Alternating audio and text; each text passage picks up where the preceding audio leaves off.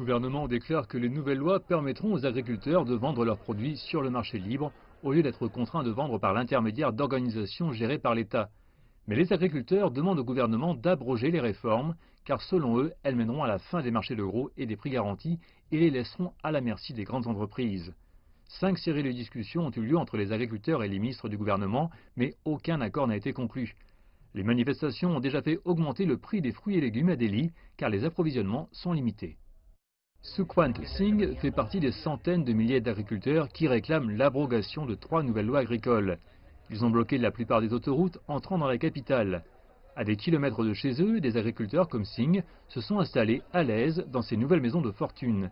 Ils disent qu'ils ne bougeront pas tant que leurs demandes ne seront pas satisfaites. C'est ma maison maintenant, nous allons vivre ici pendant des mois et nous sommes préparés. Nous ne partirons pas tant qu'ils n'auront pas accepté nos demandes. Les agriculteurs campent à l'extérieur de Delhi depuis plus de 10 jours. Ils sont venus préparés pour une longue impasse. Tout cela peut paraître chaotique, mais le mouvement est bien organisé.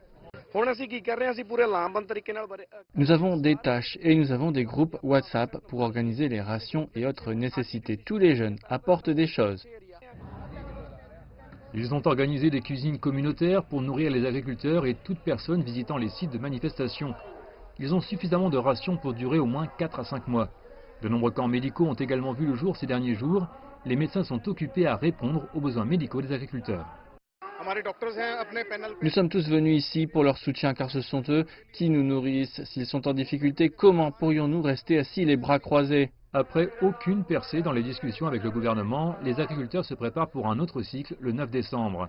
Ils espèrent que la grève nationale réussira.